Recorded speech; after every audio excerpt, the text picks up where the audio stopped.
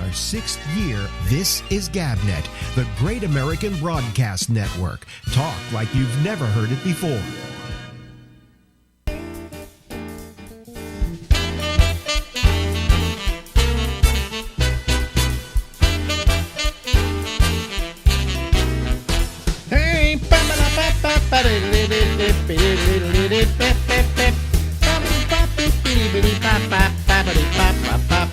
Yes, this is Alex. This is the Ramble. It goes on till midnight tonight on the East Coast of the United States of America.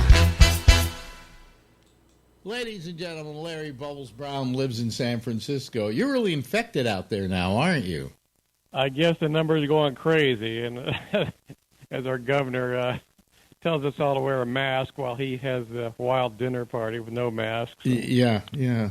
I used to think the world of Gavin Newsom, especially because he was the guy who pretty much started the whole thing about gay marriage. He made it legal in San Francisco. It was the first city to do it. Right. And that set a whole thing in motion where finally now gay marriage is accepted in most parts of the country, same-sex marriage. In fact, I wanted to marry, remember, Albert was my producer here in New York, and we actually wanted to go down and get married at City Hall. Now, we aren't gay, and when people said to us, but you're not gay, we're saying, so there's a limit to this same-sex marriage thing? You know, if he and I marry, because I wasn't married at the time, if he and I marry, it'll all be kind of like, we'll be able to get certain advantages, like tax advantages and things like that married couples get.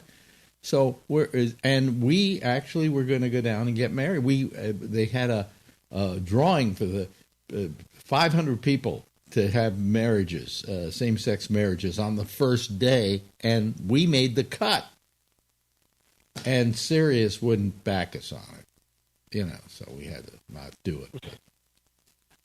I'd like to know who the first gay couple that got divorced were. I think it was a lesbian couple up in like Connecticut or someplace like that. I can't remember. But no, it was true. They got married and then they got divorced. Yeah, which usually marriage does lead to divorce in almost every case. You have to consider. I think at least a third now, isn't it? Well, no, what I'm saying is you got to get married before you can get divorced, so I suppose it leads to divorce, Yeah. As life leads to death. Yeah. Yeah, I was always against same-sex marriage, and people say, why? And I said, because I don't want it for me. I don't wish it on my worst enemy. That's my opinion. I think marriage should be banned. I think if people want to get together and make their own unions, let them go. Yeah, and define what that union is. Not have society say, well, you can't do this and you can't do that and blah blah blah and so on. Everybody should define. They should define their own hell. Okay. Yes. I saw a lawyer. This is before gay marriage was a big deal. He just talked about marriage laws in general. He said they vary by state, but some of them are so complicated, most people have no idea what they're getting into when they get married. Yeah. And it, what it is it's the worst contract you can sign, okay? Because it has no, it just has these strictures. That's why a lot of people go out and get these prenuptials, because those will supersede the marriage contract. Mm-hmm. Which is just a really bad contract. You don't want to sign that on your own. You want some definition of what happens if it doesn't work out. Now, you don't want to think it's not going to work out, and you don't like to think in those terms, but you've got to protect your future as well. You're right. There's just so many reasons not to get married. I got married this time because I enjoyed her company, and I figured we could live together. It's lasted, Mm-hmm. We yell and scream at each other, but it's lasted. Yeah, you actually seem very happy. Well, happy. Nobody's happy when they're married, but I'm content. Do you ever have fights? Well, we often look at each other and go, well, thank God, at least during this whole COVID thing, we have each other. Because some people, she knows, don't have anybody. And so they've been spending all this time indoors alone. So we look at that as a mitzvah. But there's got to be a lot of horny people out there. But I got this COVID fatigue big time now. I'm waking up every day. I'm lightheaded. I don't have a temperature. I take my temperature constantly. I've got one of those little guns you put to your forehead. And then I've also got 2 different thermometers, and I will try every one of them to see that I don't go over 98.6. And I'm fine. So I think it's COVID fatigue, which I think in some ways is its own disease. But how are you dealing with all of this? I've told you I don't really fear the disease. I'll probably get it and die, but Elon Musk has taken the test 4 times, got 2 positives, 2 negatives. So I don't know how accurate this stuff is, Well, I think there is a variance there. Just because if you get a positive, you probably should go right back and get another one. And if you get 2 positives in a row, you can figure, well, you got a positive. But then I want to know, my question is, like, you haven't taken the test, have you? No. And I've taken it by proxy. When I say that, that's because Marjorie, because she had to have several procedures done. Every time she had a procedure done, she had to go get a COVID test. All right? And every time she's, been negative. All right? So I assume by proxy that there goes that's my phone. Hold on a second. That's my watch going off. I assume that by proxy I don't have it. And I think that's a safe assumption. Yeah, I know a few people have gotten it. Yeah. One woman I know said she just felt really tired for 2 weeks, and that was it. Really? Yeah. Huh. And yeah, some people get it just like that. I'm thinking maybe all the reason I'm tired is maybe I have had COVID, and this is the aftermath. Could be. I don't know. But Marjorie, has tested negative 5 times, I think. Jesus. So I mean, if she had it, if I had it, she'd get it. Okay. There's no question about it. It's that transmissible, especially between 2 people who sleep in the same bed together. Yeah, that would do it. That would do it. So, I mean, maybe people are saying it's a false assumption. You should go get a test too. But then suppose mine comes out positive and hers comes out negative. That makes no sense at all. So I don't know what the advantages are to knowing that it's positive. I mean, you've either got it or you don't have it. So what are you going to do? And seems like the numbers nationwide are going crazy. Yeah, yeah. This is recorded before Thanksgiving, although it's going to be played after Thanksgiving. But let me ask you, are you planning anything for Thanksgiving? I am not. It's not, I don't know, not one of my favorite holidays, but... it's my favorite holiday. Really? Yeah, because it's non-religious, and it is. And there's no pressure on it. It's not like Christmas where you got to buy presents for people. I was traumatized in Thanksgiving in 1960. Maybe that's why I don't like it. Why, was the turkey infected? The turkey, but my grandparents had come down, and they were maybe I've told you this. They were staunch conservatives. My parents were liberal, and they had voted. It was right after the Kennedy election. Mm-hmm.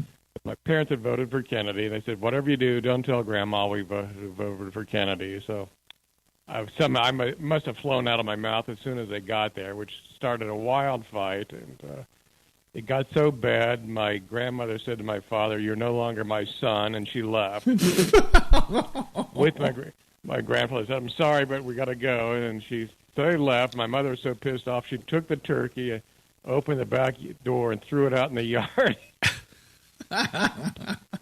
We had a white Persian cat named Mike who pounced on a turkey and proceeded. He ate this thing like for 24 hours. And he couldn't move for 2 days. And that's what I remember about Thanksgiving. So. I wasn't going to bring up Thanksgiving because that was last week when this is being played, but it was worth it for that story.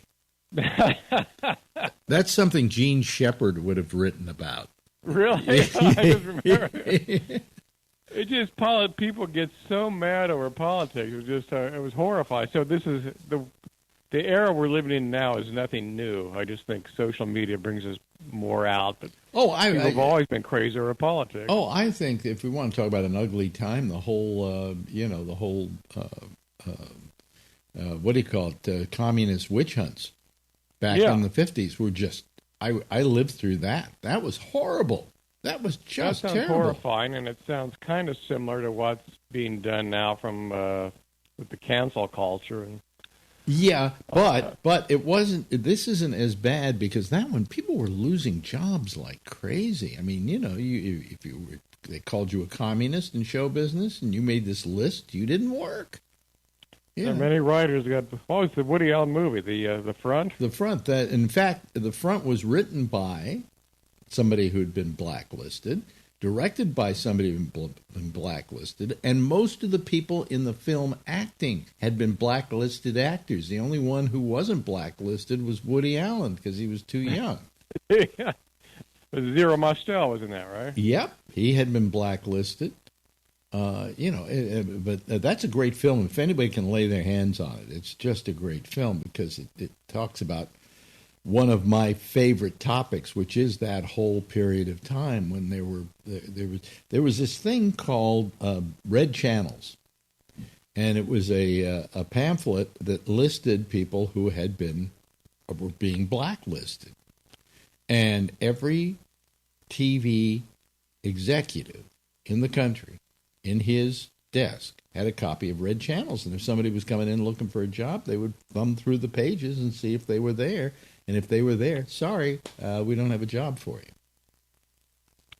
And I think many actors had apparently everyone toyed with the Communist Party in the Depression, so that kind of hung on them for the rest of their lives. Well, here's the interesting thing. You ask why something like a magazine, like a little pamphlet like Red Channels, could have so much influence.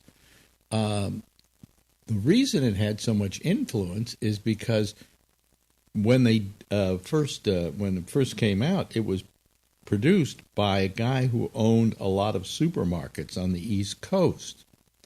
And basically, it was just a list of people. If they were working on your show, he wouldn't advertise on it. So that's why they relied on it. And eventually, he got sued. He got the living daylight suit out of him. Guy by the name of Louis Nizer, great lawyer, went after him and got the largest legal settlement at that time, about $3 million, against this guy and put him out of business. And Red Channels was effectively cut off at the knees.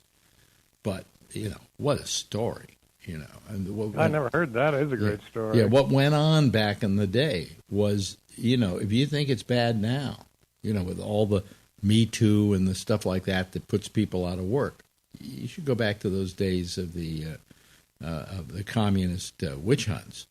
And the Front shows exactly what that was about. If you would come in and name names, which made you a snitch, okay, you were okay. You were then taken off the list. Well, everybody, a lot of people were communists back in the day, back in the 30s, because you had a very bad depression. And people looked upon communism as maybe one of the ways you could solve this problem. So they flirted with it for a while. And like Zero Mostel said in the movie, I just did it to get laid. I didn't know that it was going to come back and haunt me like this. So who didn't Bogart have not a... he didn't name names, but he didn't really stand up too well, as I recall. Well, no, he along with Lauren Bacall and a bunch of other actors, went to Washington, D.C. to protest the House Un-American Activities Subcommittee. Oh, okay. I thought he Yeah. didn't come across well. Maybe I'm wrong. No, it wasn't that he didn't come, but there were certain actors who were suspect and fought against it, and they didn't go against them because they were such big money earners in Hollywood that, you know, money talks and nobody walks. You know, so they survived it, but it was terrible, just terrible. What a terrible time. So if you think they're bad now, we've always been a shitty country. All right. You know, Overrated. mainly overrated. Hey, listen, let's take a break now, and we'll come back and see you next week. How's that? Yeah, and don't throw that turkey out the back door. No, we won't. Ladies and gentlemen, the lovely and attractive, you always love him, Larry Bubbles Brown. Bye, Larry. Bye, Alex. Now in our 6th year, this is GabNet, the Great American Broadcast Network. Talk like you've never heard it before.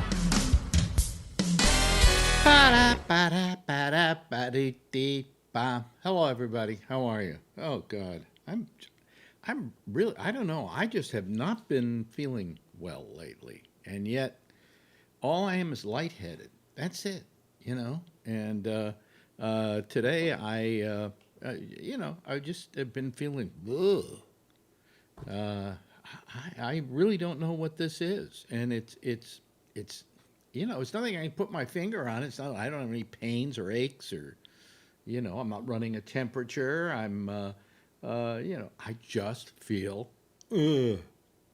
So I maybe I'm the poster child for COVID. Maybe I should take a week off, something like that, you know. Maybe I should take several weeks off. Well, we have Christmas coming up. If I can make it to Christmas, we'll have a whole week off. More than that, a week and a day or something like that. But you know, I don't know. You know, also I'll tell you something, and I'll level with you.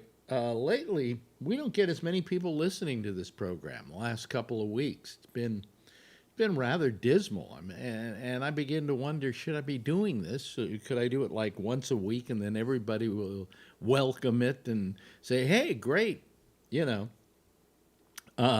Great to be part of your life, Alex. You're only on once a week. I mean, we do the thing on Monday, and we get a very sizable audience on the Monday show at 4:00 in the afternoon, and we get a very sizable amount of people calling. I mean, last week I think it was about 12 people or something like that. So I don't know. I'm beginning to rethink, you know, about doing this thing, 4 days a week, and with the Monday thing, 5 days a week.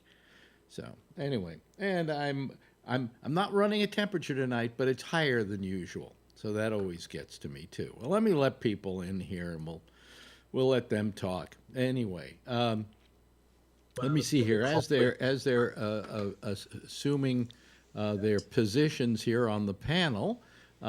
We've got, let's see here, who do we have? We have Jeff, and we have Kevin. And we have Steve, and wait a minute, Charlie Wallace hasn't joined us yet. He's got to push his button or something like that. There we go. Here comes Charlie. I got into trouble because of you last night, Charlie. Did you hear me, Charlie? Yeah. I had to mute the face. I mean, you know, I got a thing after the show that said that I can't be seen in certain countries because we played that song last night. People who died to introduce you. Okay. Yeah. And I think what countries? Oh yeah, here are the countries I can't be in because of playing that last night. They won't play it in North Korea. They won't play it in where else was it? There was some other place, kind of like North Korea. South Korea won't play it. And, you know, it's pretty terrible that they won't do that. Let me see here. Wait a minute. Let me see if I can find the Drop a bomb on them. Yeah, drop a goddamn bomb on them. Oh no, I don't have any. They took it all off because what I did is I went on and I said, "Okay, mute the song." And it was like 15 seconds, and they muted like. You can only get away with 5 seconds, right? I don't know if you can get what you can get away with because what happened was, while I was playing the music, it it blanked it out, but it didn't blank some of the music out when I was talking over it at the beginning and talking over it at the end. All right, so I don't know. I hate these people. I really do. I don't know. Why am I making them money? Like I'm making them money. Why am I? If they can't take a joke. Yeah. So anyway, and tonight I'm just lightheaded like crazy, and last night I was feeling pretty. Last couple of nights I've been feeling pretty good, actually, to tell you the truth. And then today I just felt like crap. And I don't know what it is. Today it was raining in New York, and I think that had something to do with it. You know, it kind of like makes you all kind of woozy and things like that. So anyway, and I don't have a cough, folks. That was just somehow something I drank here. Anyway, how is everybody tonight? Okay, well that's nice to know. How you doing, Josh? I'm doing pretty good. How are you doing? Yeah. What are you always looking at when you're looking at at your iPhone? Well, I don't have an iPhone, but what is that? Right now I'm on Twitter. Twitter. What's that? You're on Twitter? Twitter? No, what are you looking at? Yeah, Twitter. Yeah, what do you look at on Twitter? Naked ladies. Well, I mean, I follow a lot of people, but I follow a lot of historians or professors, and there's just one that I follow that just put a old picture out from the 1918 flu epidemic with a school, and on the blackboard it was written, "How to avoid influenza, gargle daily," and it's a picture of all the kids gargling, I don't know, I guess water or something. I don't know. Why didn't we add gargling to our thing now? I guess gargling didn't work, huh? But, you know, even in 1918, they were able to get people to wear masks. I mean, there's two other pictures here with kids wearing masks, too. So, yeah. I mean, I don't want to hold it up to the screen, but yeah, I don't think that really works. Yep. And everybody wore masks. Nobody even questioned it, you know. Yeah. They didn't want to die. People now have a death wish. Oh, we'll invite the people over for Thanksgiving. Hell, it'll be our last Thanksgiving, okay? You know. I'd rather have our liberties, damn it. Yeah, I'd rather be able to eat a turkey. I want to drive my pickup truck with a flag in the back, god damn it. Yep. So I don't, you know. Who knows? Who gets it? You know, I don't get it. I'm still trying to figure out why people are the way they are. What do you see out there, Steve? You're out on the road. Do you see a lot of people wearing masks, or are they kind of like being assholes? I see a lot of them wearing masks. I see the odd one not. Mm-hmm. I guess same as anywhere. Yeah. Okay. Well, I don't know. How's mask wearing down in Texas, Charlie? Non-existent unless you go into a grocery store. Really? Yeah, walk around outside, nobody's got a damn mask. People are dying at the rate they're dying in Texas, and they're not wearing masks? That's why we're dying like that. It's because people won't wear masks. Well, I saw the mayor of El Paso the other day, and he said it was horrible in El Paso. Yeah, one of the hottest spots in the country. Yeah. Boy. Well, they're only dying because they have COVID. And they only have COVID because you tested them and you told them they had COVID. Yeah. If they didn't get tested and told they had COVID and then they didn't have COVID, they wouldn't die. If they weren't tested. I'm just talking facts. But they died. We wouldn't know they died of COVID, so they didn't die of COVID. Right. They're just dead. Boy, how many more days till this president is gone? Huh? How many more days? 48. There's people even... Oh, man. But who's counting? It can't get here fast enough. Denying it when they're on their deathbed. What? What's this? Wait a minute. There's people denying it even when they're on their deathbed. Denying it? Yeah. What, I don't have... When they got the friggin' hose in their mouth. Ventilator. Oh, God. What a stupid country. So, did anybody watch the diatribe that he put up on Wednesday that Trump put up? I had it here. I played part of it. I pulled it up and I watched every 46 minutes of it, and I just had a blast. What are you, a glutton for punishment? I am. I just have to do shit like that. He said this is the most. He started off by saying this is the most important speech I've ever had to make. And I'll tell you what, I know that if I played that for my mother-in-law, she would just put a little dinky mustache on him right there and just say, "This is Hitler." Jeez, she would. She would. Was it as good as the rally that we? Was it as good as the rally that we live tweeted, or was it? It was. It was right there, except it didn't have a crowd. That's it was a different. It was a different animal. Okay, this was Trump trying to convince the American public that we've got a real problem here with a stolen election. I mean, he kept going on, and when you started thinking he was fading away, he'd pull up his fucking thing and say, "Look here, 3:42 in the morning, there was a spike. God damn it, there was a spike right there," and that's what happened. Well, see, he's going by the assumption that he went to bed that night thinking he had won. Yeah, because everything everybody said was going to happen did happen. And that was the votes that were counted that day were counted first. And those were people who went to the polls. And then the write-in ballots were the ones that turned it around. So that's how you go from one thing to another, because you told your people not to mail your ballot in. You got to go down to the poll on Election Day. And then in this speech, he starts complaining about the fact remember when we used to have Election Day? In 1 second he's saying he doesn't want anybody to mail in, and then the next second he's saying we've got to go back. He says it takes too long for all the mail-in votes to be counted, and then the next second he's saying we ought to go back to paper. It might take longer, but we go back to paper. What the fuck? You just said it was going to take too long. Vote twice. I don't know about you, but I filled out a paper ballot. Yeah. What he was saying is everything should be paper ballots. Everything goes in. You go in, you do the paper, and you go home. Isn't what you mail? Wait a minute. Isn't what you mail in paper? Yeah, that's a paper ballot.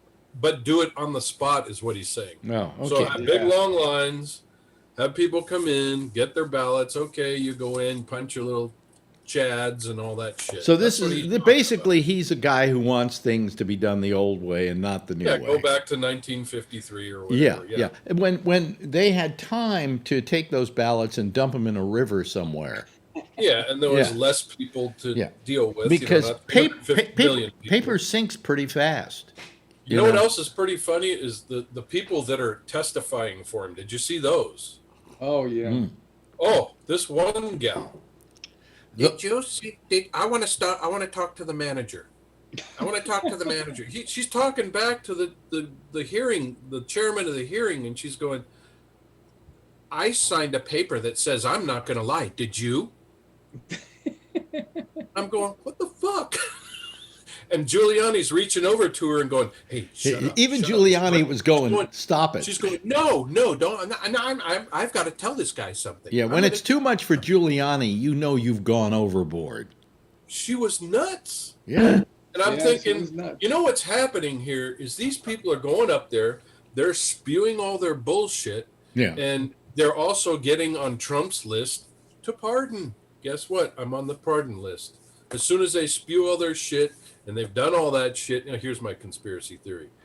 They're going to spew all their shit. They're going to lie under oath. They're going to do all their shit. And then Trump's going to go, "Okay, you're pardoned. You're pardoned. Oh, you testified for me? You're pardoned. You're pardoned. You're pardoned. Okay, I'm done." Yeah. What I saw, a lot of you people don't watch. You don't watch OAN, and you don't watch Newsmax. And if you don't, you're missing out on some pretty entertaining television. It is great. I know Kevin agrees with me. And today I tuned in OAN. They had an exclusive interview with guess who? Rudy Giuliani, who was there with his PowerPoint presentation of how this host at OAN and all. I got to admit something about OAN. Have you watched OAN, Kevin? Once in a while. There's always a very attractive woman doing the news. Okay. Okay? I mean, not just attractive, hot attractive. Okay? So hot that you're not listening to the news, you're paying attention to her with your eyes, and with your hands, you're doing something else. Anyway, they're all stupid. They're all dumb. Now, I'm not saying that women anchors are dumb. You go over to MSNBC, you got some pretty smart ones. You even go over to Fox, you got some smart ones.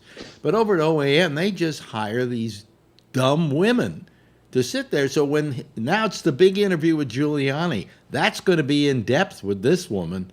Oh, really? That's really what happened? Oh, isn't that terrible? Gee, our election was stolen from us? Thank you very much. A lot of insight there. She probably had to take a shower after it because he spits all over everybody. Yeah. Anyway, and look who's here. Owner is here, if you notice. How are you, Owner? Pretty good. I can change that. That's a good idea. I can change it, don't you? Wait a minute. Hold on. I haven't figured it out. So. Oh, rename. Okay, wait a minute. Hold on. There we go. I just changed it so we know who you are. Okay, there we go. I can't see. What do you change it to?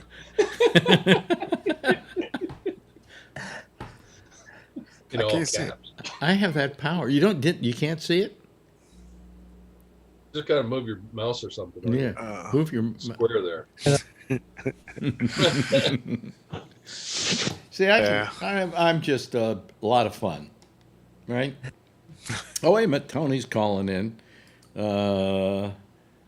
Let me see here. Hey, I did have to ask you, Alex, before you talk about being lightheaded all the time. Mm-hmm. Have you been cutting back on your sugar or no? I don't take sugar. Don't see, ever. And that might be, maybe you're starting to get a little bit of sugar deprivation. I know when I was doing Atkins years ago, mm-hmm.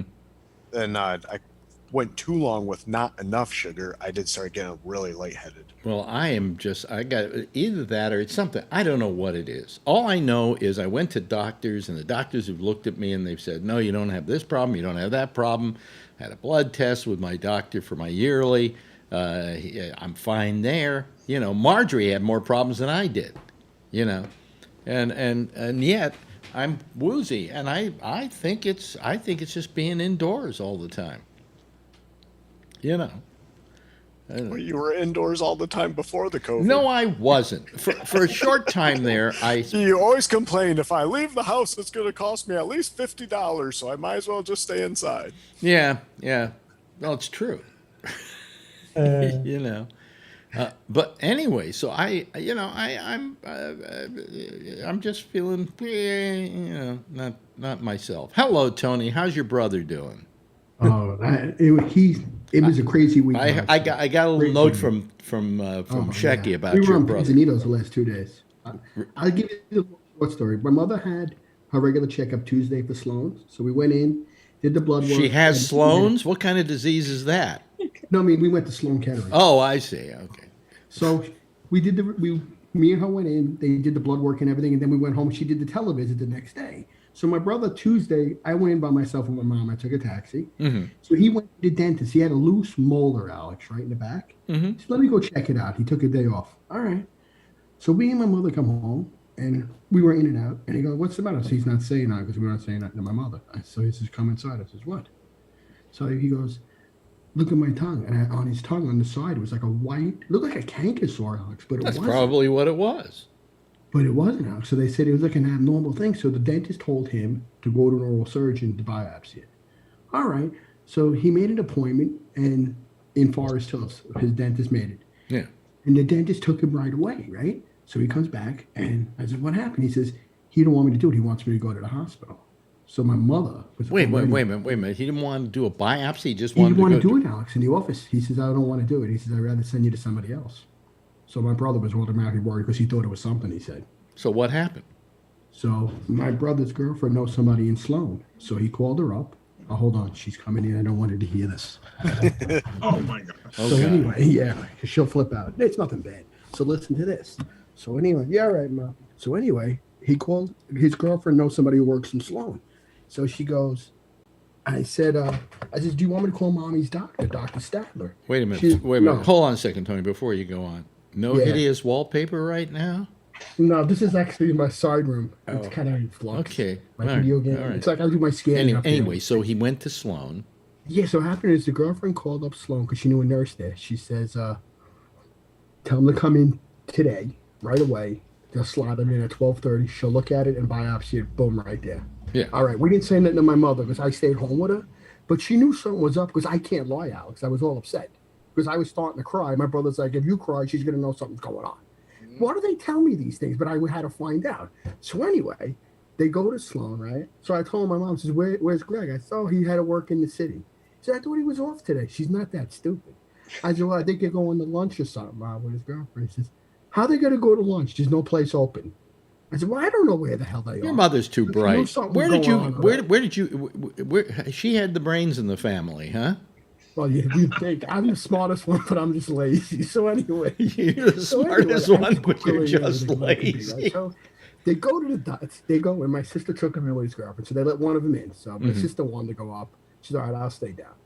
So she got in, and when the lady looked at it right away, they mentioned me, Alex, she knew right away, looking at it and playing with it, I guess observing it.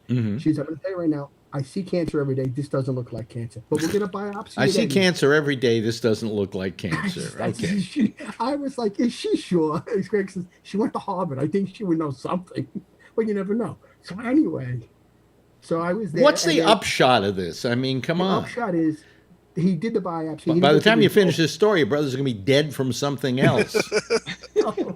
So basically, she says, don't worry, it's not cancer. We'll biopsy. She thinks it's hyperplexia. It's like some kind of cell. It's a basic abnormality where the cells don't form right, or could be something in his diet, and then it inflamed. But it can go away by itself. They want to just watch it, but it's nothing serious. So what does he do? They want to watch it? Does he just stay around the hospital all day going... But Alex, we told my mother, she started cursing me out. She's like, why didn't you tell me? If this was me, she would have threw them under the bus. I'm telling you. Yeah. I can't lie to them. So anyway, he's okay. Yeah, he's good. Yeah. Okay. You know what's funny? My mother got the clean. I came home. My mother got the clean bill of health, Alex. All her stats. Dr. Stalin said, your mother's doing great. I told Greg, I said, she's going to put us in the grave and outlive us. How old is your mother? 80. Same age as you. She's 80. That's old. Oh, wait a minute. She's doing better now than she ever did. By the way, I'm 2 weeks away from 81. Are you ready for that? Yeah, the 7th. No, the 12th. I don't think I'm going to make it, to be honest with you. At the rate I'm going, I'm not, I need a psychologist, so I got to call you.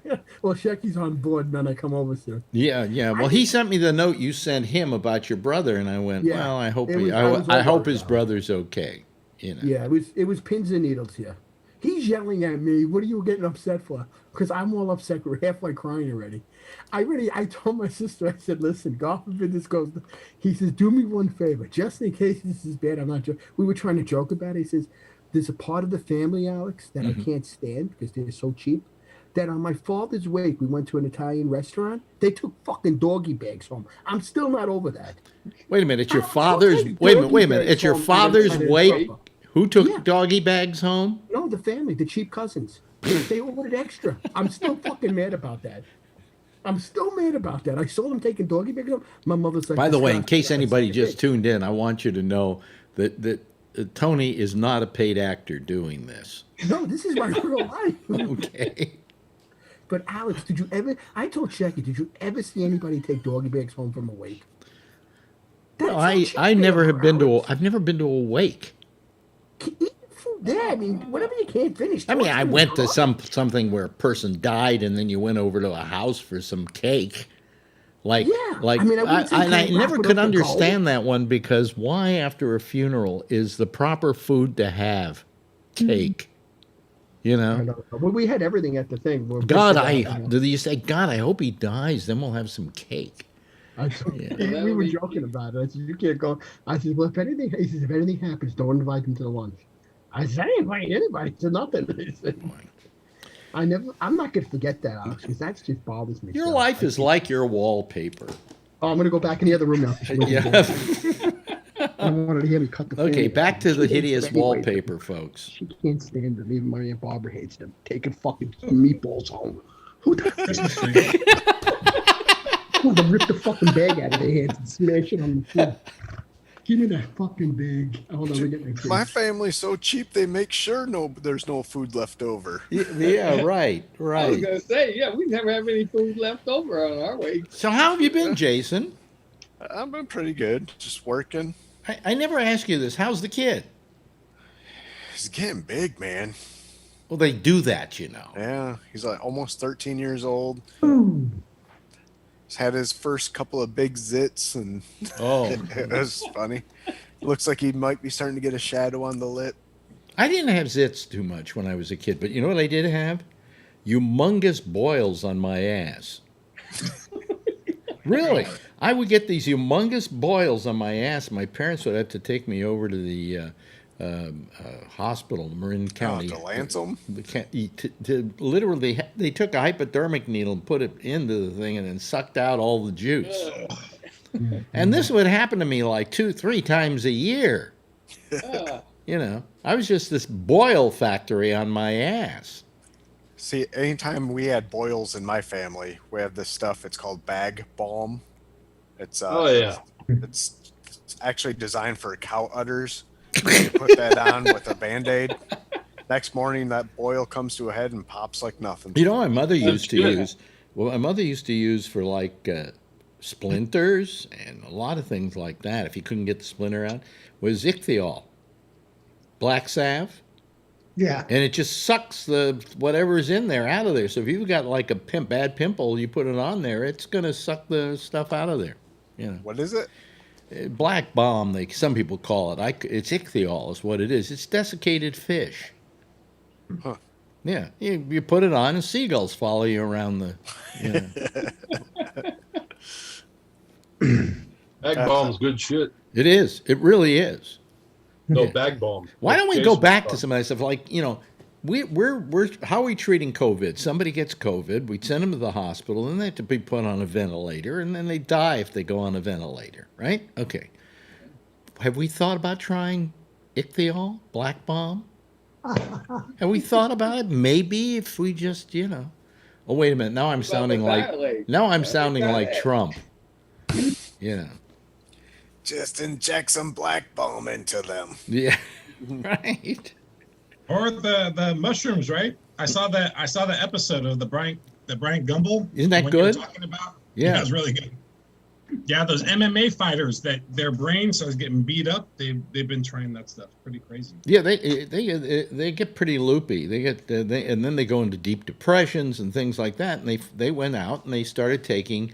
Like this drug they found in Peru, was it? I think. I can't even remember the name of it right now. I should have written it down because I'd like to find some. They say that. Was it ayahuasca? Yes, ayahuasca. There's another name for it too that they initially stated, and then I looked it up and they said ayahuasca, and this stuff is supposedly strong crap.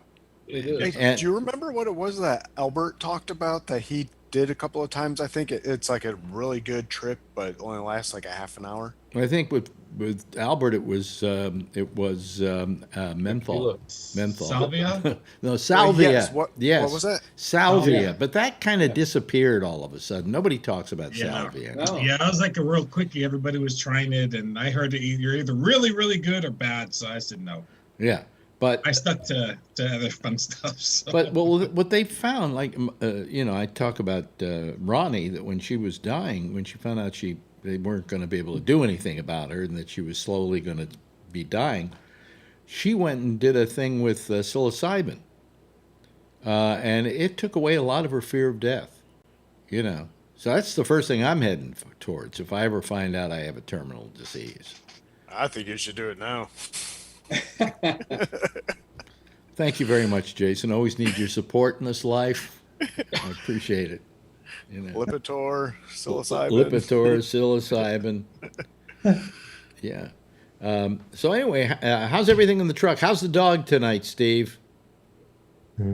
Steve, how's the dog? He's sleeping. He's sleeping? He's sleeping. Rocky. Yeah. That must be nice to have a dog with you on your little trip. Yeah. Hey, I have to ask Steve a question. Can you hear me? I can hear you. Have you ever been to Chatham, Kent? My wife is from there. Have you ever been to, I think it's a Satellite Cafe. It's like the home of the Hawaiian pizza. There is where it was invented. Really? I may have. Wow. I was just curious. So I've been. That's the biggest thing I'm pissed off about COVID is I was going to make a vacation to go over there. Yeah. Well, you know, the thing is, let me tell you this, Jason. There's no such thing as a Hawaiian pizza. Okay.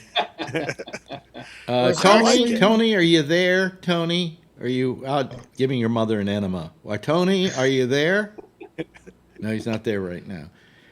A pizza has got pepperoni on it, or hamburger, or onions, or you don't put, outside of tomatoes, you don't put vegetables, and actually tomatoes are a fruit. You don't put, right? What? Tell me, pineapple's a fruit too.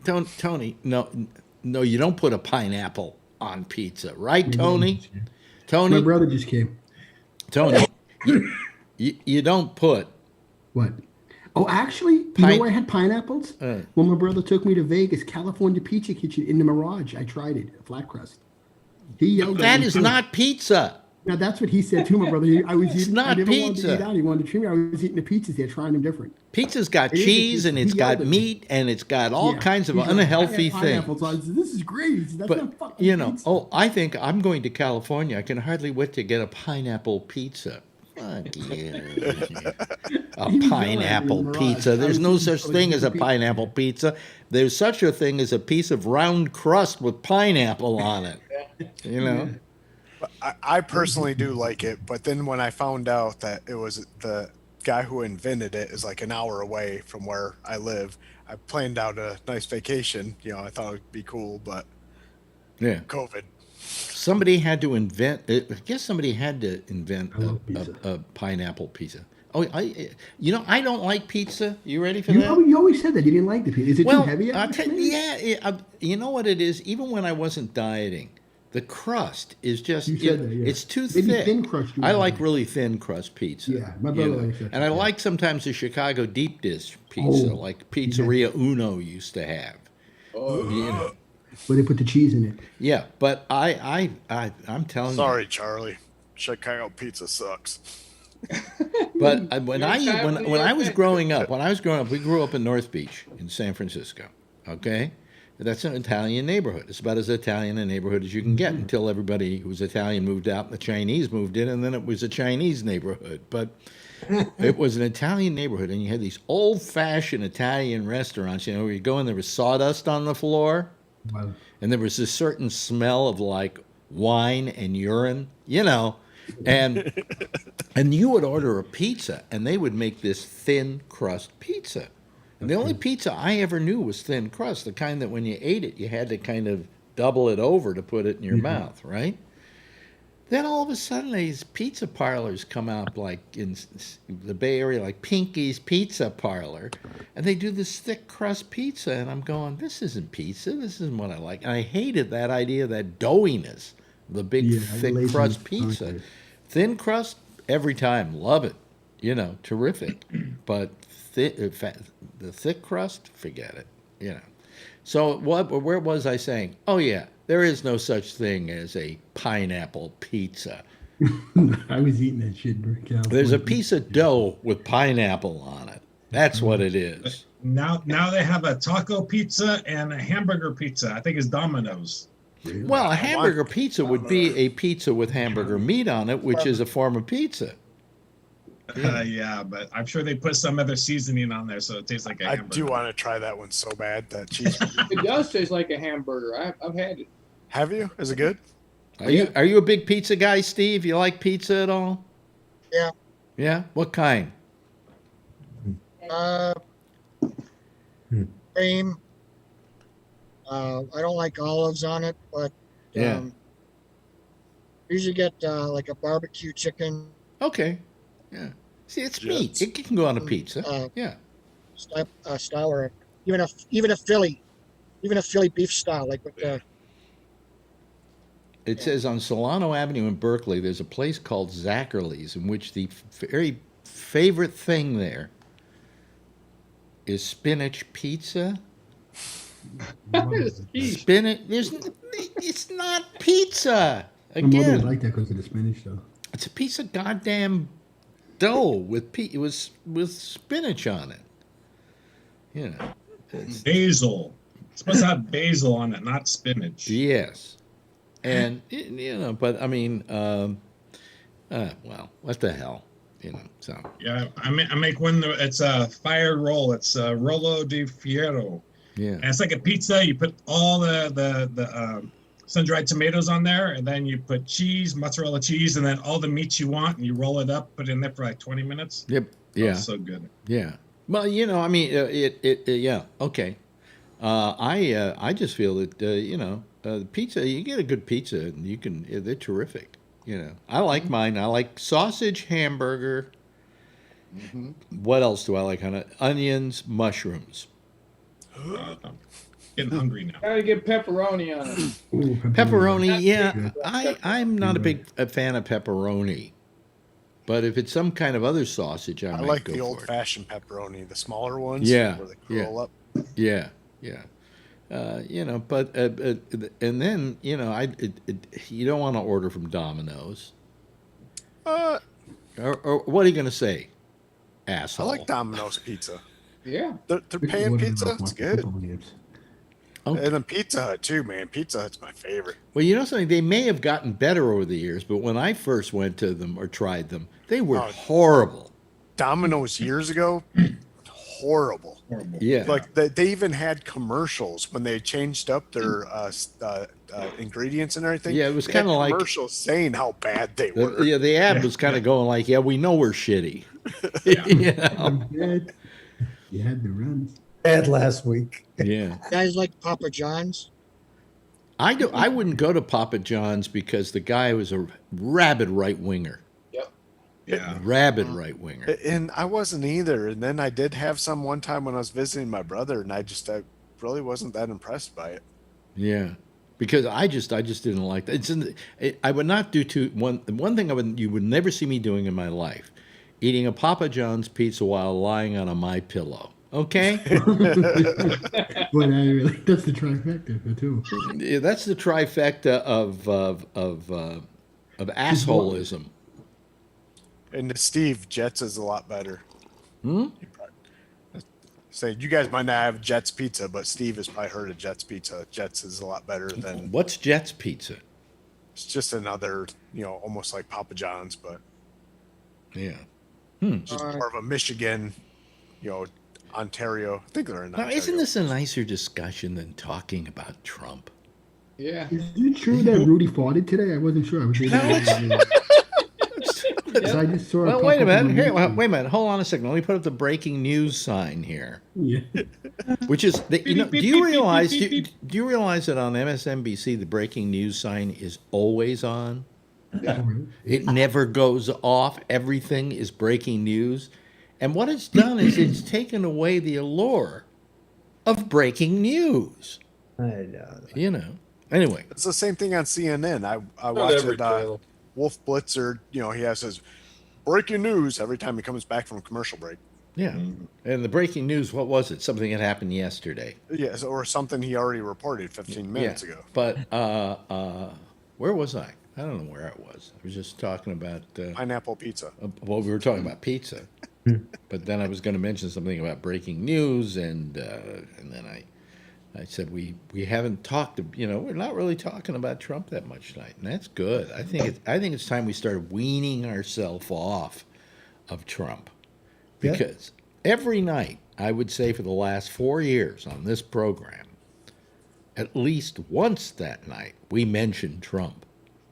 Even when you don't, you mentioned that you didn't. And I'm going to tell you, now that Biden's president, we're probably not going to talk about him much. He's just going to get the job done. He's not going to be begging for attention. So, The biggest thing is if those two people in Georgia become senators from Democrats. The Democrats, well, let's see what happens there.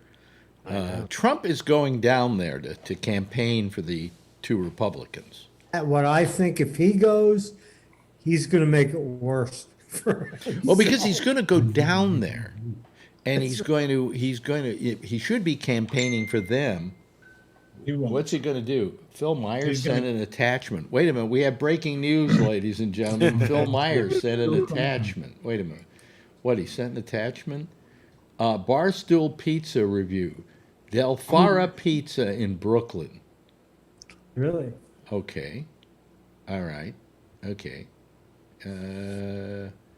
Okay. Well, I'll That's check. the only reason why I want to go to New York is you guys always brag about your pizza. Yeah, Phil, you are allowed to call the show if you want to. I just talk to you once a week so you can get it out of your system. But you could call on a discussion of pizza and not really irritate the crap out of us.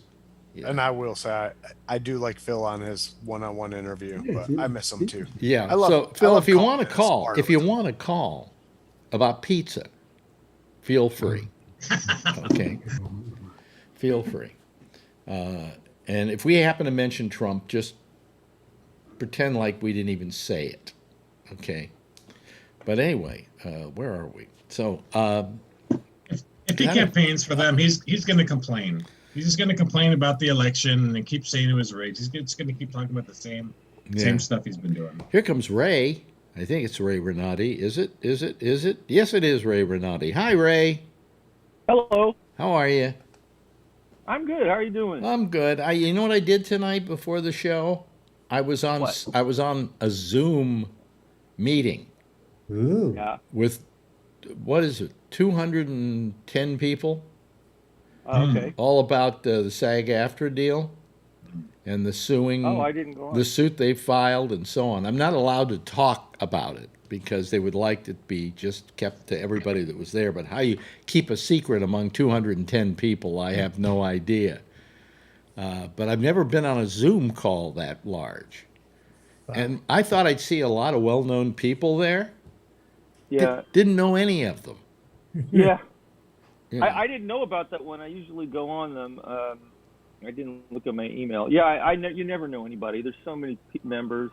Yeah. Crazy. Well, you think and maybe... And there's nobody famous who goes on. Yeah, well, you'd think that maybe one famous person would. Yeah, I know. There's never any. Or they go under a different name and they don't turn their camera on. Yeah, yeah. But, which goes to prove something that they've said many times is most actors are out of work. Oh, yeah. It's not like everybody gets rich being an actor. So no. Yeah. No. Especially Ray Renati, right? That's for damn sure. Yeah. But you are a working actor. Yeah. I'm in both. I'm in all the unions. You're in SAG. I've done okay. I'm in SAG. I'm in Actors Equity. I'm in SAG-AFTRA. Mm-hmm. Well, if you're in SAG, you're in SAG-AFTRA. Yeah. Yeah. Right. Yeah. There's a merger. The only thing I don't like about this whole thing, I mean, they are going to, Ed Asner's leading up a group of people who are suing the union to get our medical back. And they're also suing for money, too. Yeah. Which will, cost the union a lot of money, and then they'll raise our dues. Whatever. Yeah. But anyway, they are suing to get our stuff back, and it's a worthy suit. It really is, But I don't want to talk about it here because nobody really cares about actors and so on. Maybe I couldn't be in that call because I haven't been able to get the insurance in about a year. So yes, asshole. Yeah. So I will have to say, and this is where I'm going to be the asshole, is you are the union. So when you didn't know about stuff, it's meaning because you weren't participating. No, they were holding things back from us, it looks like. Information that When was the last time you went to a union meeting? It had nothing to do with going to union meetings. Everything has to go to do everything no, has to this do with decision, going to union meetings because that's where stuff is voted that's on your and Wait a minute. That's your union where you got guys who are big and brawny and work off the back of trucks. We're a bunch of guys who are just sissy Marys who act and do radio shows, okay? And they held this back from us. The plan was having financial problems, and rather than come to the membership to try and solve the problem, they just did this draconian measure of just cutting out all the medical plans. Hey, I can tell you, SAG-AFTRA hides things whereas Actors Equity, the stage union, doesn't, because they had a similar problem, and they were really open about it right away. Yeah. And SAG-AFTRA kind of hid the whole thing from everyone. Yeah. A union is made up of its members. Well, I agree with you. The union is made up of its members, and the members that it's made up of right now are probably going to boot the whole trustees and board of directors out come spring, because we're livid about this, So, I mean, we're doing something about it. We're suing. Yeah. So, anyway. But like the price that you were talking about is crazy, because the prices that you were saying before for what you were getting through them seemed like they were just basically the regular commercial going rates that you could just buy when you call into the 800 numbers. No. I'm saying around here. No, I'm going out for the normal rates I've had to go for because this plan doesn't exist now, and so I'm going to be paying about 4 times what I was paying before. Oh yeah. Yeah, at least 4 times before. But that's what I was saying. Like my mom, she's paying like $200 a month, I think, for like the 2 of them for their, supplemental. Yeah, but I mean, we were paying about $2,000 a year for the 2 of us, for really good dental, $2,500 in dental, and we had great, the supplemental medical plan and all of that. And the prescription drug thing was just amazing. I mean, my cost for prescription drugs went down by 2/3. Wow.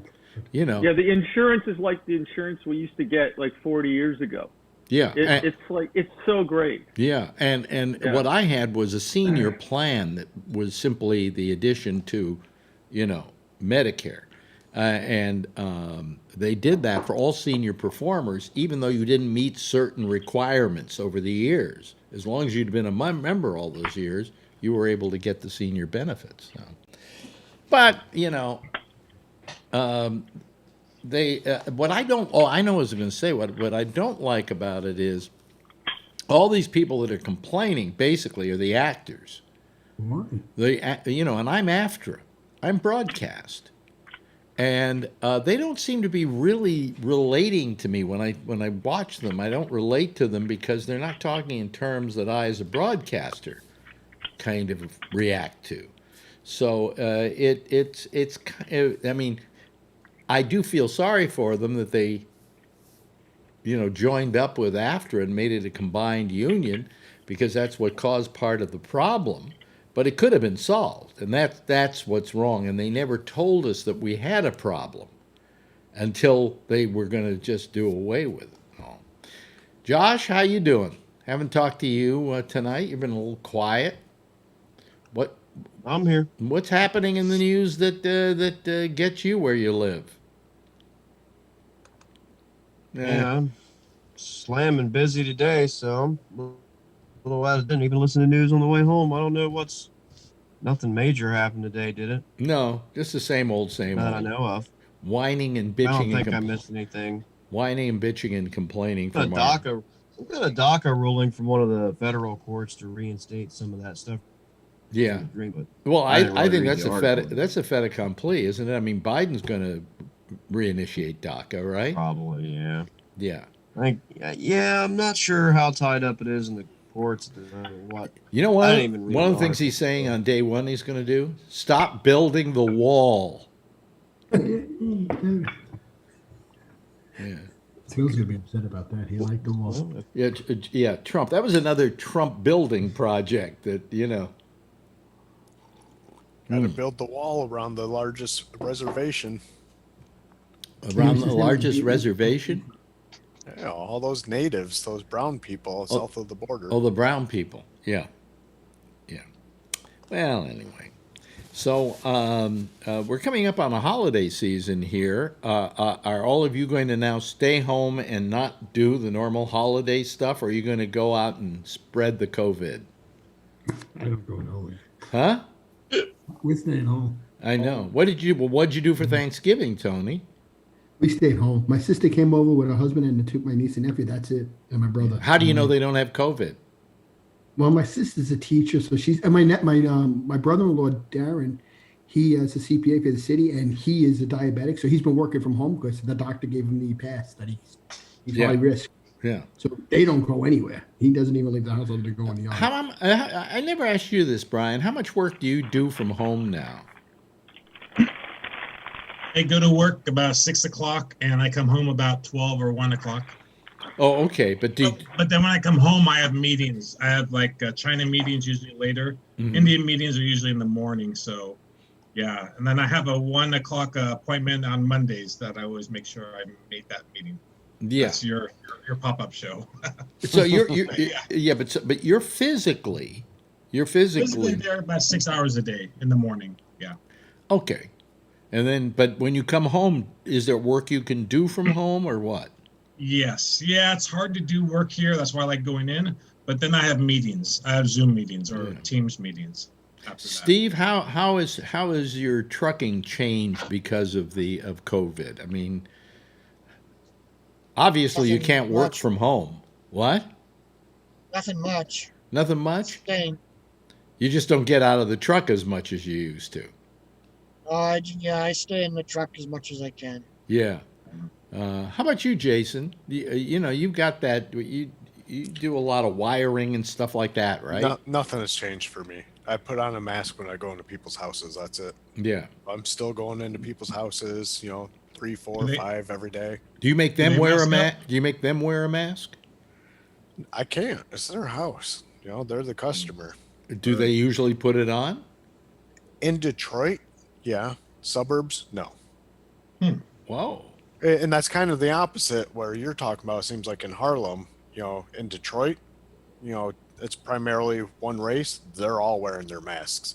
A lot more. You go into the suburbs where it's white people, they ain't wearing the mask, or if they do, they're wearing the chin strap, or even just under their nose and everything. And and now, you don't want to ask somebody to put it on because they might stab you or shoot you. What about your superiors? I mean, do they make you?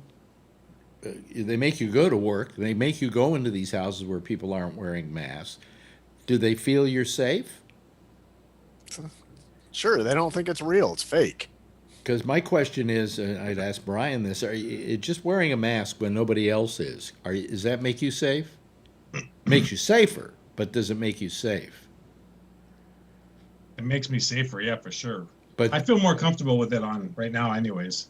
Yeah, but especially like you said, the one that around the nose. So, but what I'm saying, when other people aren't wearing the mask, but you're wearing the mask, is that affording you 100% protection or no? I don't think 100%, but yeah. I don't think it's 100%, but for me, I if somebody's not wearing a mask, if I'm going somewhere outside somewhere, I'll still stay 6 feet apart for sure. Now, Jason, do you have a union? You have a union, right? Oh, yeah. Yeah. We're the largest union in the country. How does your union feel about you having to go into homes where people aren't wearing masks? They haven't taken a position on it, huh? No, not really. Don't you think they should? No. I don't know, but my union also represents the flight attendants, and they're all still doing their job. But they're required to wear a mask, and the passengers are required to wear a mask. But I know my company asks the customer to wear a mask if we're in the house. But what can I say? Even the same thing with smoking. It's illegal for you to smoke on a job site. I can't go into somebody's house and ask them to quit smoking because now this is my job site and it's illegal for you to smoke here. Oh boy. That's good. We had Xfinity come right in March, right during the first shutdown, and they came in, and we all had masks on, but they came in the garage. They only came into one spot. They wore masks, but out of respect, I wore a mask too. Yeah. Well, when this first started, I would tell customers, "What window do you want your modem to be by?" Yeah. I'd run it to that window. I'd drill my hole underneath the window, pull my wire back outside, do everything from outside, reach back in, slap my jack on there, say, here's your modem, plug it in. I'll stand here while you're doing it, make sure everything goes good. But, I wasn't going into houses, and it worked. Yeah. Yeah. Yeah. But, then I did realize, too, in a lot of houses I went into over the years, I was like, not a lot, but there are certain amounts. I'm like, why are there these telephone jacks right underneath the windowsills? And it was during the 70s. There was the other flu during the 70s, and I'm sure people were doing the exact same thing, just drilling right underneath the window, putting the jack right there, and see you later. So, it's just a good question as to what what is going to be the situation here with all of this, and how we deal with a lot of these different things, especially when you're in a job like you're in. How about you, Kevin? Kevin, you don't have a problem, do you? Because you work from home primarily, don't you? Well, I'm not working, but when I do go out, I just do the regular stuff. Yeah. Yeah. How about you? I go see my mom. I'm still getting tested, so I can go see my mom. But Jeff, Jeff, Pamela still works, right? No, well, she works for no money. Well, she's a lawyer. That's why. Well, yeah, but she's helping somebody to do a startup company. Okay. But it's a free company anyway. Yeah. So, anyway, but she's pretty much doing things on the telephone or on the cell phone and stuff like that. Yeah. Doesn't have to go any place. As far as that, she's the only one who goes to the stores. She asked me to go no place. Just away from any potential risks. Right.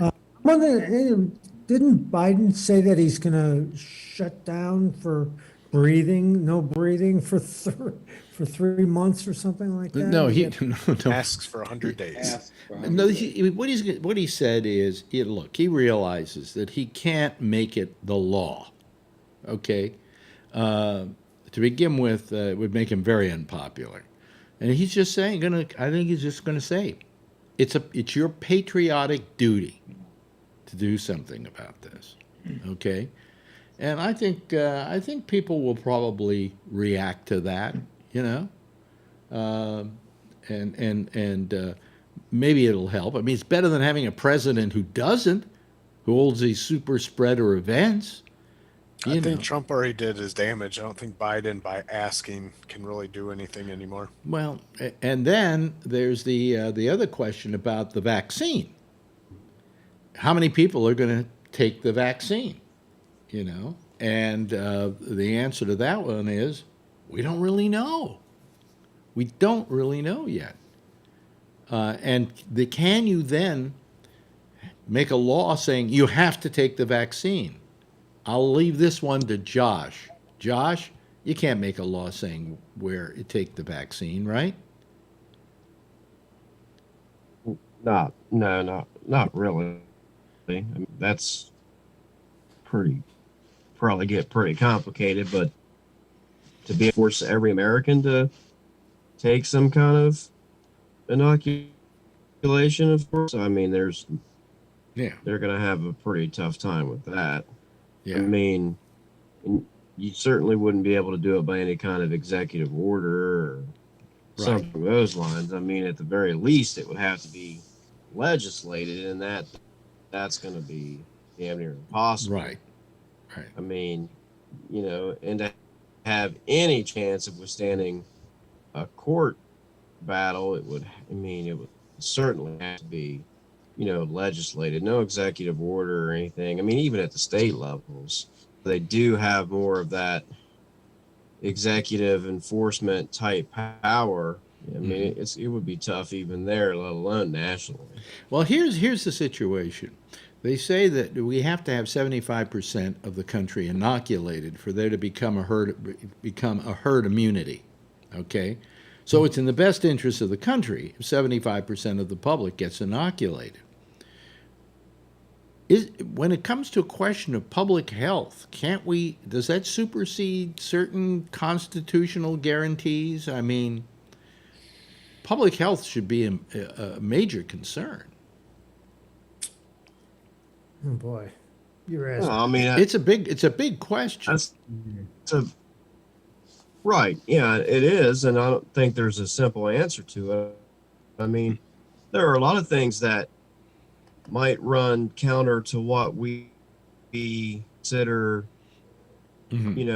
constitutionally okay at the moment. That would be good for society, but yet, we still can't do them because it's just not, it's not that easy. It requires change, and we can't necessarily override it without legislation, et cetera. I mean, we operated for 100+ years with, slavery in existence, even though a large amount of people knew that it was constitutionally, difficult and it was wrong and it would benefit society to change it. Yet, we still had to legislate it out. First we had to fight a war, but I'm not trying to equate the two. I'm saying there are a lot of things we could change. So it doesn't just make it, that simple. I mean, we're back to kind of the 9/11 thing too, right? Give up some freedoms here in the name of security or whatever. Now you're asking the same question in terms of give up some freedoms in exchange for, good health or whatever. But, it's just not quite that simple. I mean, if you could suspend it at will, then the line creeps, and creeps as to who decides what that is, who can do it and when and all that. So, that's why it's as difficult as it is. But, I mean, I don't think we're going to reach a crisis point or something like that. But Jason? So I was just curious on Josh's opinion on, do you think he could do an executive order to do, you get a $200 stimulus payment if you get a vaccination? I don't. Would you have control of the purse that could be done by executive order? I mean, I don't think that's something that could be done by executive order. I mean, that's something that, you'd have to have control of the purse of I mean, the government, the federal government, through legislation, I think could certainly pay people to perform a certain act, just the same as they do in a tax credit or whatever, I mean, and they could just give it to you in the form of a refund. It doesn't even have to be a credit. Sometimes they pass tax law that's given out in form of a refund, so it's direct cash.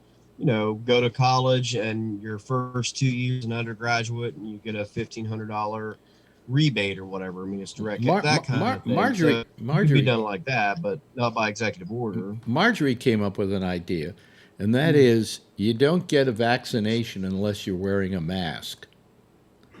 And if you're going around all day not wearing a mask, you don't get a vaccination. Okay? And by the way, if you get COVID, you pay your own bills. But That's a question though, too, Alex. What? With polio, I mean, I'd have to look it up, but wasn't that almost mandatory for children in school to get a polio shot? It wasn't. Still. Was it mandatory? I don't remember. All I know is I was very happy to go down and get mine. I took the sugar cube.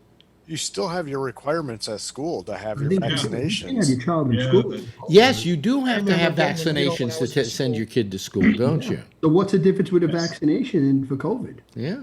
But that's what I was thinking, like to tie it to your driver's license or something when you're saying non-legislative. How about if employers say you can't come to work unless you've had a vaccination? Yeah, they can do that if it's in their. And we'll dock your pay the days you're not at work. Who was thinking about it, Alex? Say if you were working in the maybe that might be into HIPAA laws. Really?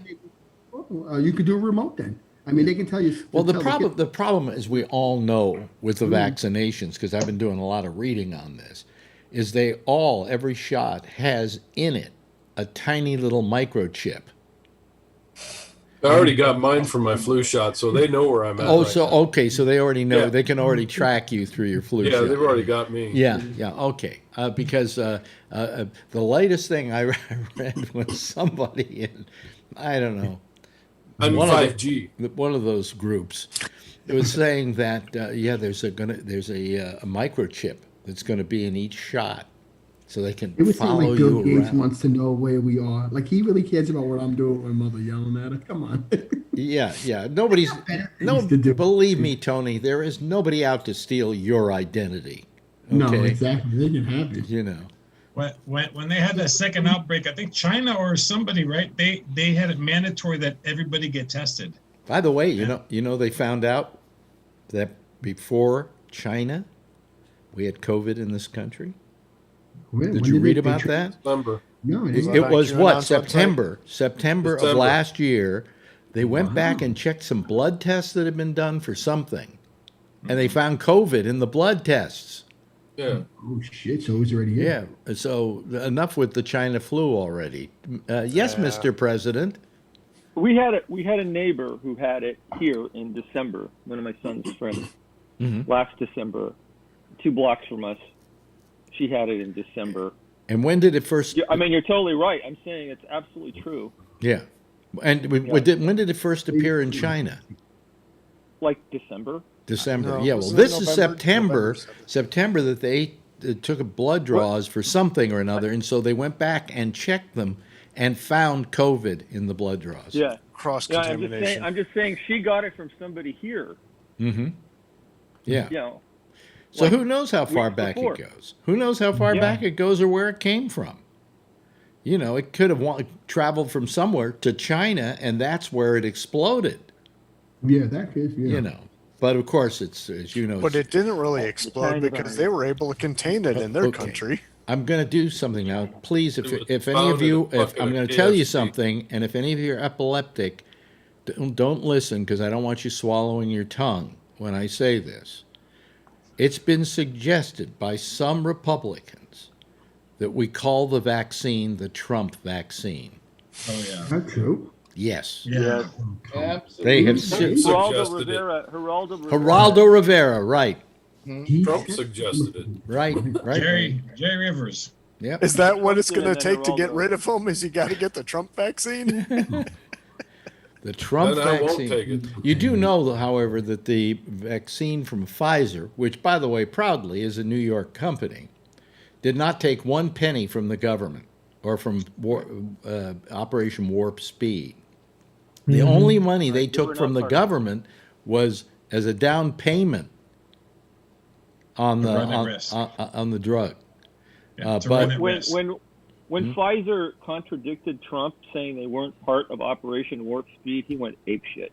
Yeah, but they were. That was a couple weeks ago. I know. Yeah, but he just couldn't stand it when they said that. It was the truth. I think ultimately the one that's going to be the real winner of the race is whoever's works really well without having to be that refrigerated. Johnson & Johnson, probably, you know. But that's down the line. It was like you had the Salk vaccine, but then, that was a shot. But then you had the Sabin vaccine, which they put on a sugar cube and you swallow it. That's the one I took.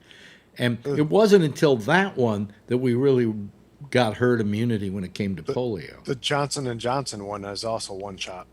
Yeah. Is it also one shot? Okay. Yeah, and I'd be worried if somewhere through that process it did not meet their freezing temperature. And I know they have all the little things on it to make sure it does, but if somebody covered that up and then there's a group of people that took that thinking that they're... Yeah. Hey, listen, we've run out of time here, but very nice. Jeff Stein, thank you so much for being here. Kevin, always wonderful to see you.